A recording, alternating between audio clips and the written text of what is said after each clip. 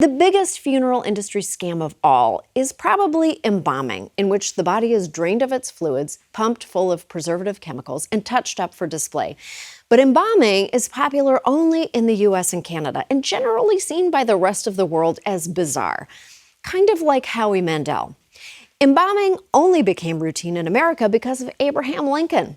His body was embalmed so it could be publicly displayed on a 2-week, 180-city tour back to Illinois, which was totally worth it because there is nothing like seeing Lincoln's embalmed body play live. The Lincoln Tour popularized embalming, which quickly became the standard, and Big Funeral still tries to enforce it. Not so much because they want to preserve the body, but because they want to preserve their profits. There's a phrase in the funeral industry, embalming is the cornerstone of our profession. What does that mean? It means that if you can convince people that an embalmed, beautified body is a good thing, you can convince them to pay for it. You can likely convince them to purchase or rent a suitably costly casket in which to display it. It's about a culture and an ethical code to emphasize a very profitable way of dealing with grieving families. It's all about upselling. That's why some funeral homes offer embalming plus guac. The funeral industry has positioned embalming as something that brings families peace of mind, but really it just delays decomposition. It basically extends a weekend at Bernie's into a summer vacation at Bernie's.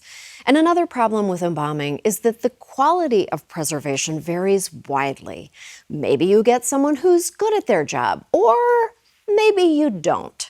To shame families into opening their wallets, funeral homes often use scare tactics, falsely claiming that not embalming is illegal or that it helps prevent the spread of disease. But embalming actually introduces more health risks than it prevents, contributing to funeral workers' increased risk of cancer and putting 4.3 million gallons of embalming fluid into the ground each year. On the bright side, it allows humans to die like we lived, destroying the environment. Fortunately, there are ways to make death more affordable and maybe even a little less somber. Cremation has become more popular among Americans than traditional burial. Not only is it cheaper, but you can do awesome things with your ashes, like turning them into wreaths, fireworks, and diamonds. So he won't propose with his grandmother's ring, he'll propose with a ring of his grandmother.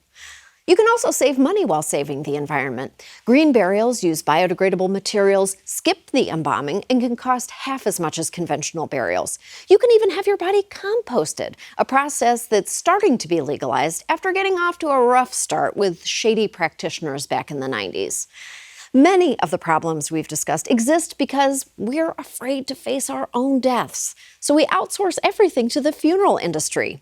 After the break, we'll meet some people who are trying to help us come to terms with mortality so we can grieve more peacefully, save some money, and even have fun as we reclaim death from the industry's cold, dead hands.